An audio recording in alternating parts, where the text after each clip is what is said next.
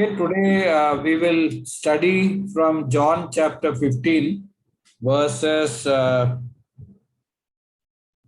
1 to 17. John chapter 15, verses 1 to 17. Can someone read it in Hindi? सच्ची दाखलता मैं हूँ और मेरा पिता किसान है। जो डाली मुझ में है और नहीं फलती उसे वह काट डालता, और जो फलती है वह छांटता है। Brother, can you read it loudly little bit? जी। सच्ची दाखलता मैं हूँ और मेरा पिता किसान है। जो डाली मुझ में है और नहीं फलती उसे वह काट डालता, और जो फलती है उसे वह छांटता है ताकि और फले। तुम तो उस वचन के कारण जो मैंने तुमसे कहा है शुद्ध हो। तुम मुझ में बने रहो और मैं तुम में। जैसे डाली यदि दाखलता में बनी न रहे तो अपने आप से नहीं फल सकती, वैसे ही तुम भी यदि मुझ में न बने रहो तो नहीं फल सकते। मैं दाखलता हूँ, तुम डालियां हो। जो मुझ में बना रहता है और मैं उसमें, वह बहुत फल फलता है, क्योंकि मुझसे अलग होकर तुम कुछ भी नहीं कर सकते। यदि कोई मुझ में बना न रहे तो वह डाली के समान फेंक दिया जाता और सूख जाता है, और लोग उन्हें बटोरकर आग में झोंक देते हैं और वे जल जाती हैं। यदि तुम मुझ में बने रहो और मेरा वचन तुम में बना रहे तो जो चाहो मांगो और वह तुम्हारे लिए हो जाएगा। मेरे पिता की महिमा इसी से होती है कि तुम बहुत सा फल लाओ, तभी तुम राकेश भैया, आपका आवाज क्लियर नहीं है। आप दूसरा हैंडसेट यूज करोगे क्या प्लीज?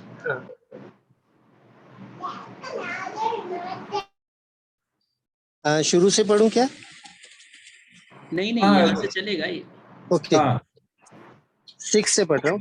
यदि कोई मुझ में बना ना रहे तो वह डाली के समान फेंक दिया जाता और सूख जाता है, और लोग उन्हें बटोरकर आग में झोंक देते हैं और वे जल जाती हैं। यदि तुम मुझ में बने रहो और मेरा वचन तुम में बना रहे तो जो चाहो मांगो और वह तुम्हारे लिए हो जाएगा। मेरे पिता की महिमा इसी से होती है कि तुम बहुत सा फल लाओ, तभी तुम मेरे चेले ठहरोगे। जैसा पिता ने मुझसे प्रेम रखा वैसा ही मैंने तुमसे प्रेम रखा। मेरे प्रेम में बने रहो। यदि तुम मेरी आज्ञाओं को मानोगे तो मेरे प्रेम में बने रहोगे, जैसा कि मैंने अपने पिता की आज्ञाओं को माना है और उसके प्रेम में बना रहता हूँ। मैंने ये बातें तुमसे इसलिए कही हैं कि मेरा आनंद तुम में बना रहे और तुम्हारा आनंद पूरा हो जाए। मेरी आज्ञा यह है कि जैसा मैंने तुमसे प्रेम रखा वैसा ही तुम भी एक दूसरे से प्रेम रखो। इससे बड़ा प्रेम किसी को का नहीं कि कोई अपने मित्रों के लिए अपना प्राण दे। जो आज्ञा मैं तुम्हें देता हूँ, यदि उसे मानो तो तुम मेरे मित्र हो। अब से मैं तुम्हें दास ना कहूंगा, क्योंकि दास नहीं जानता कि उसका स्वामी क्या करता है, परंतु मैंने तुम्हें मित्र कहा है, क्योंकि मैंने जो बातें अपने पिता से सुनी वे सब तुम्हें बता दी। तुमने मुझे नहीं चुना, पर मैंने तुम्हें चुना है और तुम्हें नियुक्त किया कि तुम जाकर फल लाओ और तुम्हारा फल बना रहे, कि तुम मेरे नाम से जो कुछ पिता से मांगो वह तुम्हें दे। इन बातों की आज्ञा मैं तुम्हें इसलिए देता हूँ कि तुम एक दूसरे से प्रेम रखो। Okay, today we are going to look at this passage where our Lord is comparing our relationship with Him to that of a vine and its branches. Okay, a lesson from you can say botany or from agriculture or whatever it is. A parallel is drawn so that we understand some scriptural truth. Okay, on Sunday we will be looking at another passage. Okay, I'm just giving it to you in advance so that you can read up and we can be prepared about it. It's in Matthew chapter 21, verses 18 to 22, and Matthew chapter 24, verses 32 to 35. Okay, where a fig tree in the first passage is cursed, and in the second one you find a blossoming, blooming, and thriving fig tree. Okay, another lesson from botany or agriculture or whatever you may say. Okay, both today's study and the Sunday study that we will be having and the Sunday study will continue on Fridays as well. So those who will miss it can listen to it from the recordings which are uploaded by Linson in the YouTube. You can listen to it and prepare yourself for it.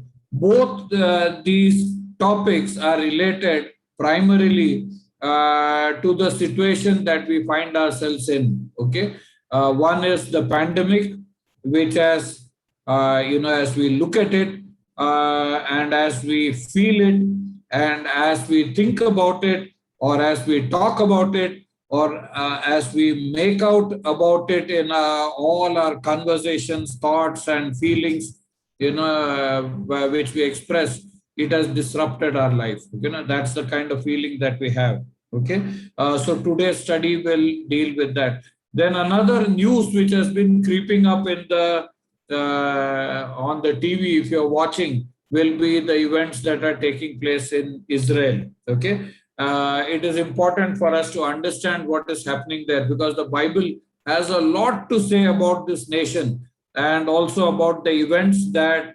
culminated in what is happening today and what will happen in the future. The Bible has given a roadmap, a blueprint. If we understand, then we will understand some of the events that are taking place there, and we will understand what we need to do to prepare ourselves for it. Okay, today's passage and the passage for Sunday are to prepare us for the events that are taking place around us. Okay, so let's come back to John chapter 15. Okay, most of our Bibles would have given a title, The Vine and the Branches, or something similar to that. And it is very important for us to understand. Today's study is actually prompted by a statement that one of my friends made in our conversation, which took place in WhatsApp. It's a friend called Robert Palmer. He is in Singapore now. And his mother, I think she's 84 years old, and she got affected by COVID. She's been living alone in Nagarkoil, and the children are abroad. Okay, and the situation is such that none of them can move and come, but at the same time, someone who is 84 years old is not well. Okay, and for Robert, he was a very close friend of mine. We have, he has spent so many days in our house, and even stayed overnight, ate with us, and very close friend of mine. And he's also a part of that COVID and his comfort group. And when his mother got ill and she had to be admitted to the hospital, a friend living nearby took her to the hospital, even visited her in the hospital, even though she was COVID positive and there were other patients, visited her in the hospital, made her comfortable, visited her several times, putting his own life at risk, so that she, who was aged and having no help nearby, will receive some kind of help. This boy, or now a man, was someone whom the sister had taught and done a lot of work in his life. Okay, so he was grateful, and he was willing to risk so much and do it. And my friend, when I asked him how his mom is, he told me that initially he was a little bit worried, but then one thing is very clear, he said,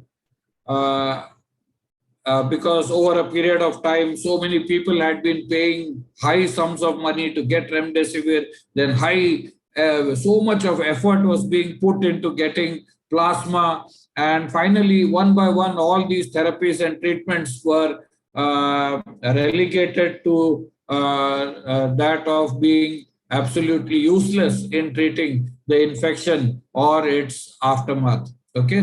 1 year after the COVID had come, everyone was back to square one, not knowing where we are, not knowing what should be done, and so on and so forth. And he told me, he wrote down this verse, in his post. He chapter 15, verse 5, the latter part, apart from me, you can do nothing. Okay. And in other words, he wanted to indicate to me that he had given the whole situation into God's hands. Okay. Over the last 1 year, as a nation and as a church also, we have trusted many things.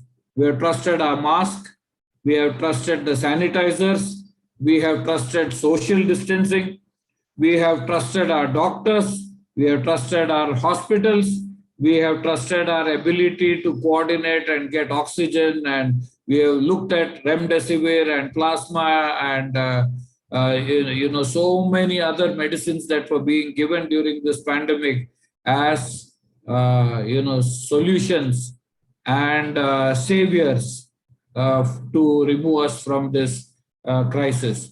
But the crisis didn't go. The crisis only persisted. It came down. Everyone relaxed again, as if science had conquered. And then suddenly the second wave hit us. In some countries, the third wave is going on. And we suddenly realize that apart from him, we can do nothing. Science cannot help anything. Just today, if you have seen the news, you would have found the news that almost 1 million doses of Johnson & Johnson vaccine has gone waste. Okay. Because in a company where it was being manufactured in the United States, a mix-up took place and there was cross-contamination between Johnson & Johnson vaccine and AstraZeneca vaccine, making both of them unviable to be used. Okay, and investigations are going on. So the current hope for everyone, okay, today I took a vaccine. Current hope for everyone is to get yourself a jab. Okay, it will protect you. That's what we feel.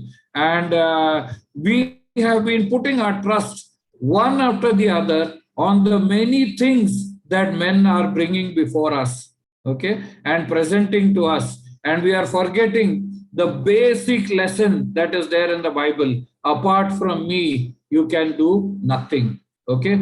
There is a relationship with our Lord that is paramount. Okay. If we are living, why are we living? That's a question someone had asked some time back, isn't it?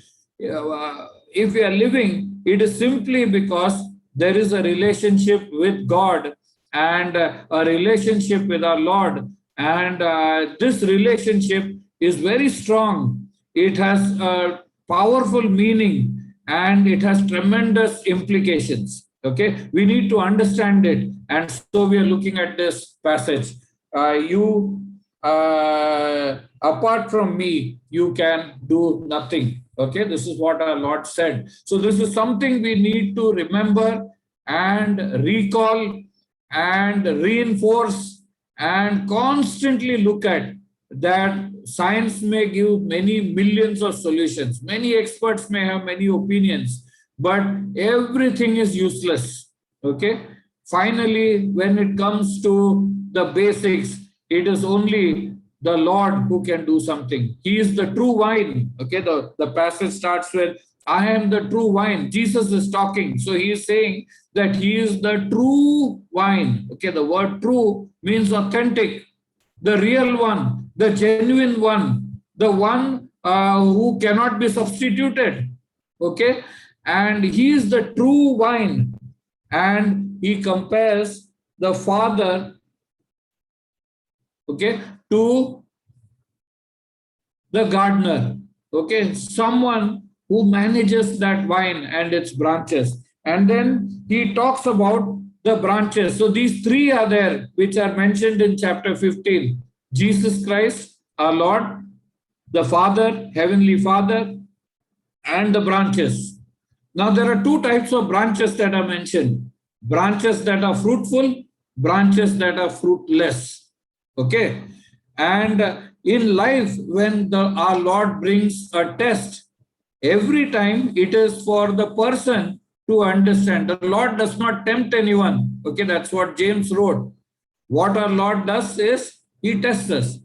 He tests us so that we know where we are. We know what it is. Okay. So 1 year of the pandemic should have helped us to understand where we are. What are we trusting? Science, our personal beliefs, our experts, okay, our prime minister, our medical system. What is it that we are trusting? We will come to know. Okay. But this passage begins with our Lord stating emphatically that He is the true wine, the genuine wine. Okay. And the Father is the gardener who is trimming, who is managing this wine. And there are branches which are fruitful, branches which are fruitless. Okay. Then this particular chapter has some great verses. Okay. Several things are repeated. Okay. Whenever something is repeated, it is for emphasis. It is so that it drives home a point. So if you look at just these 17 verses, there are so many things which are repeated and emphasized. Okay. One of the things that is emphasized and repeated is the thought this passage projects because of this relationship of the vine, the branches, and the Father as the gardener. Okay, this relationship, a three-pronged relationship, okay, which results in something being uttered by our Lord about prayer. Okay, and that statement is repeated twice so that we understand the importance of that verse. Okay. Verse 7 says, if you remain in me and my words remain in you, ask whatever you wish and it will be done for you. Ask whatever you wish and it will be done for you. Okay. The same thing is repeated again in verse 16. You did not choose me, but I chose you and appointed you so that you might bear fruit that will last. And so, whatever you ask in my name, the Father will give you. Whatever you ask in my name. Okay? Our trust has shifted to the world. If after 1 year we have not understood that, then it is a very tragic thing. Our Lord is telling, ask whatever you want to ask and it will be given to you. Okay? Because of this relationship, the true vine, the branches that are intended to be fruitful, and the Heavenly Father. Okay? A beautiful relationship, and a relationship in which we can ask and we will be given. Okay? Then another thing which is emphasized is fruitfulness or fruitlessness. Okay?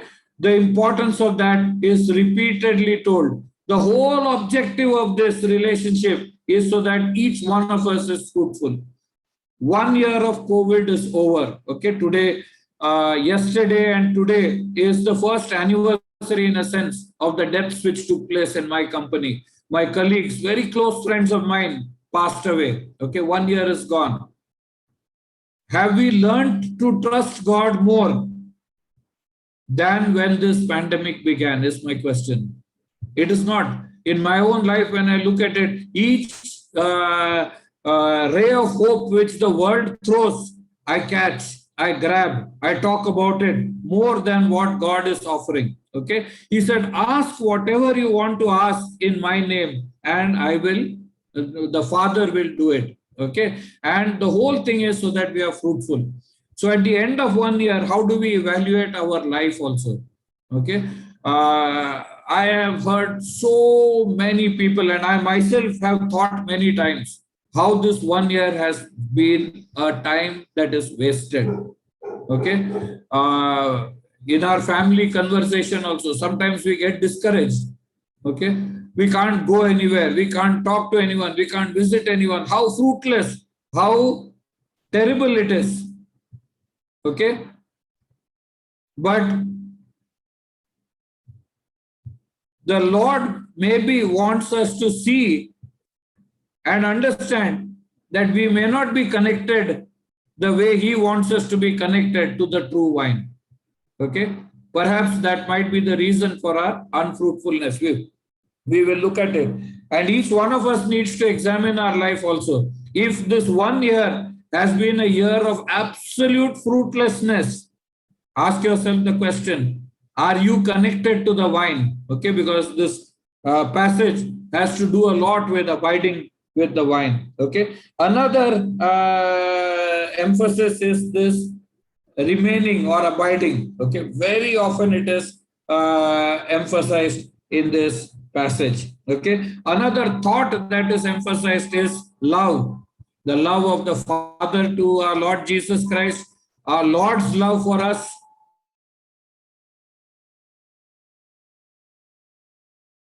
Anyway, these are some things which are emphasized. These are some beautiful verses in this passage that we can remember and memorize. Okay, very quickly we will go through some of the points that are emphasized in this passage. It starts with the three parties being identified: our Lord as the vine, the Father as the gardener, and the branches. Okay, and the branches that don't bear fruit are cut and discarded from the vine. They are segregated. Okay, because a branch which is fruitless also continues to extract the sap. Okay, the food that is being carried by the vine, okay, is taken by the branch. It is having leaves. It has a semblance of goodness. It has a semblance of being connected. Okay, in reality, it is only like a leech, just bleeding things away. Okay, so our Lord, the gardener, the Father, trims and removes and throws it away, the branch which is not fruitful. Okay, and the branch which is fruitful is pruned. Okay, the word that is used is katharizo, okay, from which you get the English word catharsis. Okay, you use laxatives, no, something to help your motion pass. Okay, it cleans up your bowels. Okay, it is called cathartics. Okay, from the same root, the Greek root word. Okay, catharsio. Okay, cleanses. The Lord trims off the unwanted leaves and trims the branch, okay, so that it becomes more lush, it becomes more fruitful. Okay, so the fruitless branch is disconnected and discarded. The fruitful branch is trimmed, okay, and made more fruitful. And this is the action of the Father. Okay, He is interested in each one of us. If we are connected to our Lord, the vine, then the Father undertakes on Himself the responsibility of trimming us so that we become fruitful. Okay, this pruning process may not be something that we like. Okay, God may trim off things. He may cut you off from your job. He may cut you off from some people. He may cut you off from good health. Okay, you may land into many kinds of troubles. People may trouble you, persecute you, disturb you, whatever it may be. Okay, but the Lord, the Father, uses many tools to prune you and to shape you so that you become more fruitful as a Christian. For us as believers, we must realize this pandemic is also a process that the Lord is using so that we become more fruitful. If we look at it otherwise, as if it is something, a wasted experience, then you will not be learning, you will not be growing, you will not be responding to the trimmings of the Lord. Okay. Verse 3 says, you are already clean because of the word I have spoken to you. Okay. The Bible says that we are already saved. Okay. We are cleansed from our sins. How? Because of the word that the Lord has spoken. Okay. And in verse 14, verse 13, it says, Greater love has no one than this, to lay down his life for one's friends. Okay. Our Lord died for us as our substitute so that we can have new life, so that we can be grafted into the vine. Okay. We now are connected with the source of life, and our Lord had to pay such a costly price, okay, to connect us back to that living relationship with God. Okay. And his word gives us cleansing. So how much of time and effort we put into learning from God's word? Okay. I'm not talking about memorizing. We can recite entire chapters or even the entire books. I know of people who can recite entire Ephesians and Philippians and all that. Okay. Some can recite large parts of the Psalms as well. Okay. I'm not talking about memorizing scriptures. Memorizing is good, but I'm talking about application of scriptures. Even when you read one verse from the Bible, there is something that God speaks to us from that verse. And God expects us to correct and transform our life and align our life in line with what we have learned.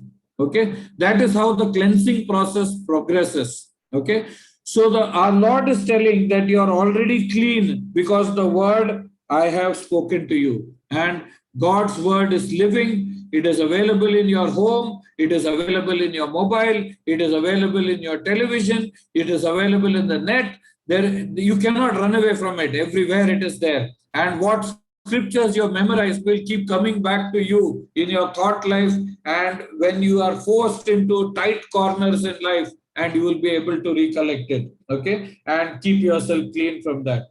The verse 4, remain in me as I also remain in you. It's a two-way relationship. We abiding in the Lord and the Lord also clinging on to us. Okay, no branch can bear fruit by itself.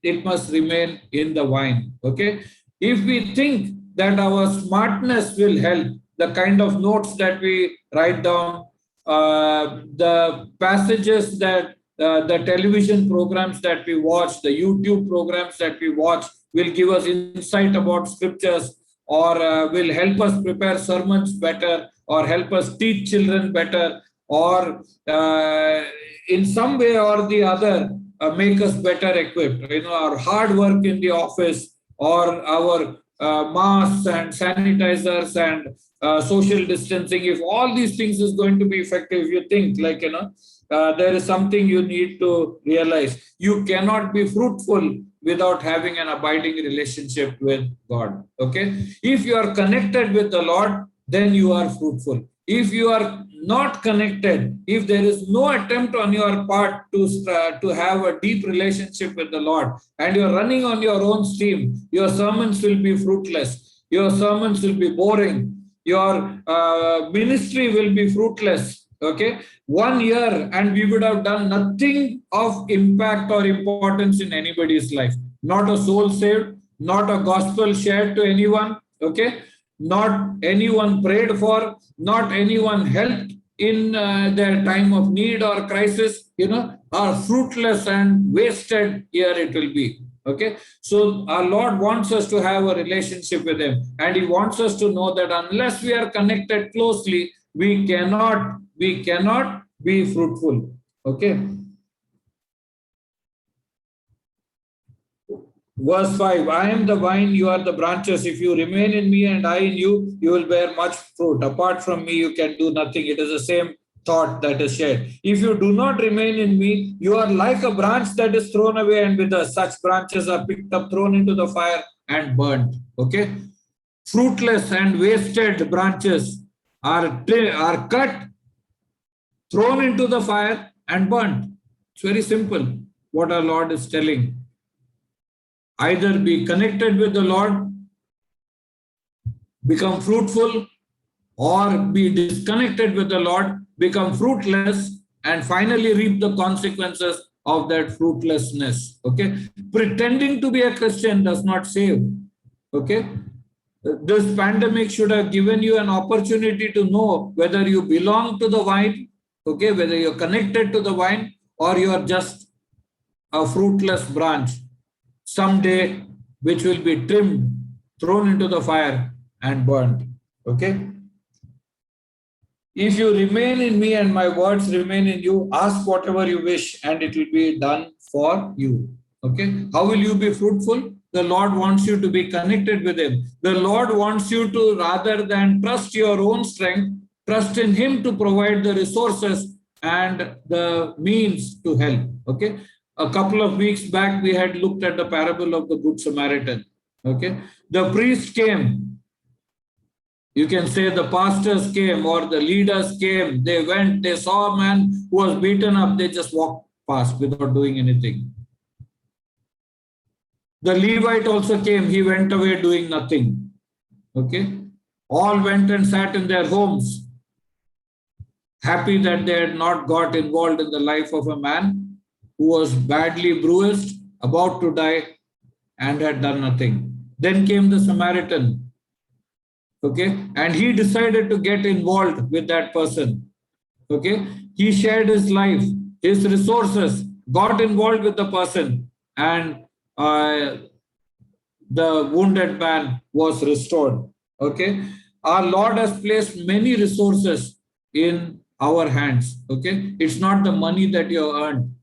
It's not going to be of much help in COVID. Okay, but we all, if we have a true relationship with God, then we have a role to play in the lives of those who are suffering as a result of COVID. You know, those of you who are part of COVID and is Comfort, that group, would by now be knowing almost every day 3 to 5 people are losing their lives.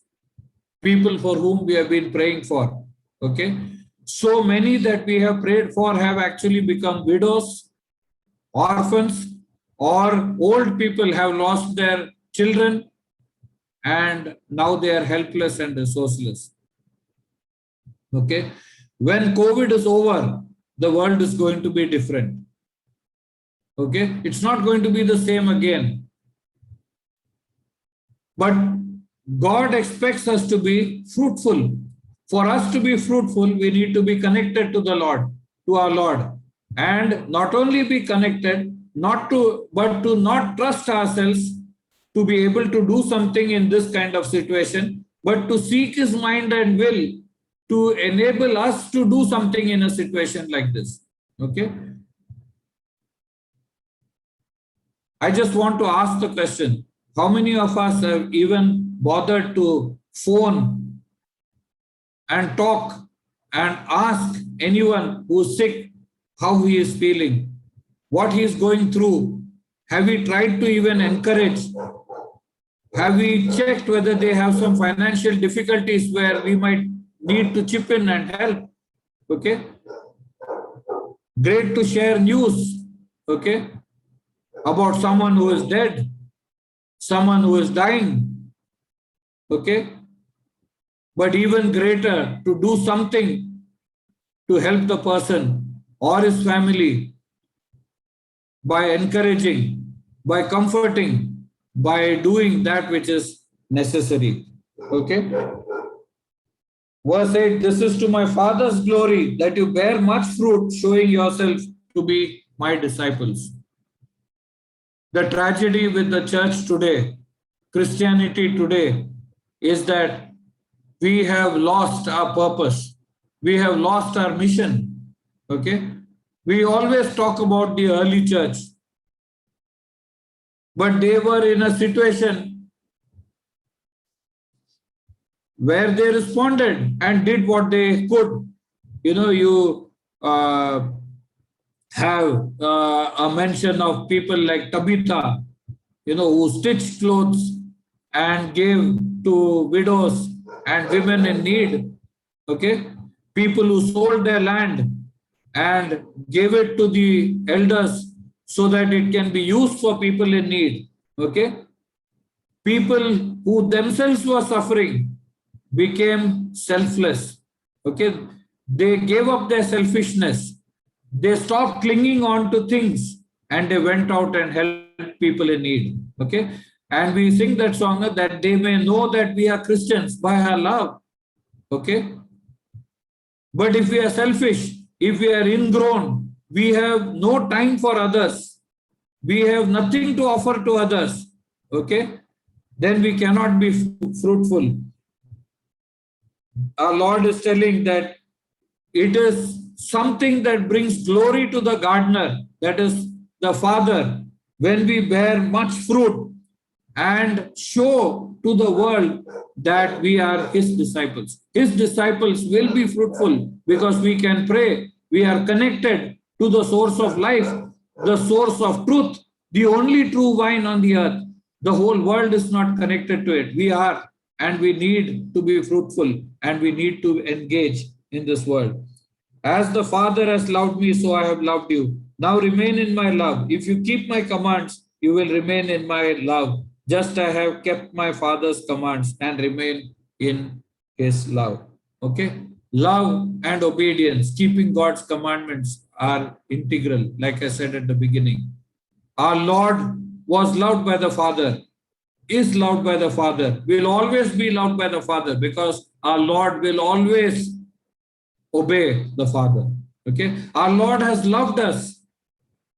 We have the example of our Lord relating to the Father. So how should we respond? We need to obey our Lord who has loved us. How He has loved us? By giving up His life for His friend. Okay? And our Lord says in the subsequent verses, He is not calling us His servant, but He is calling us His friend. And what other greater love can be there than dying for a friend? Okay? I just started by talking about my friend Dr. Robert's mother and a brother who goes, a total, not a relative, okay, someone who goes in spite of the risk involved to visit that sister in the hospital and manage her needs there. Okay, so love will always be sacrificial. Our Lord showed His sacrificial love by dying for us. It is not just words. I love you is easy to say, but that I love you has to be shown in action. Okay, if there is no action in line with that statement is hypocritical. Okay, greater love has no one than to lay down one's life for one's friend. So if we love our relatives, if we love our family, if we love our colleagues at work, we are supposed to. If we love our neighbors, then we also need to do what must be done. Okay, in line with the statement that we are uttering. Okay. I no longer call you servants, because a servant does not know his master's business. Instead, I have called you friends, for everything that I learned from my Father, I have made known to you. Okay. Our Lord says, of all the people on this earth, we, as people who have received His love, also have received an understanding of His business, what our triune God is doing on this earth. We have an insight because He has given it to us. Okay, He has shared it with us by not treating us like servants. You don't tell everything to a servant, but by treating us like friends. We share so many things to our friends. Our inner thoughts, our inner feelings, our fears, our apprehensions, our loves, our joys, our sorrows, our griefs, our pains, everything we share with our friends. Our Lord is treating us like a friend, and He has made known to us His greater purposes, His business on this earth. He has made us known. Okay, so that we can be part of that business which God is doing. Okay, if He has told us the story or the parable of the Good Samaritan, it is because He wants us to be living like a Good Samaritan. Okay. Great to pray for people who have lost loved ones, but even greater to just give a phone call and encourage them. Okay. Great to pray for those who are sick, but even greater still to call them or even put a small post through WhatsApp or my SMS that connects with them one-on-one. Okay? Be on your father's business. Okay? You did not choose me, verse 16, but I chose you and appointed you so that you might go and bear fruit that will last. Okay?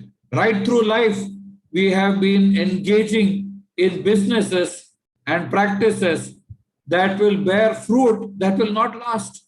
Okay? You get a degree, that degree will die with you. You won't take it into the afterlife. You get promotions, okay? You get titles, you get big houses, you get big cars, you get great wealth, okay? You have great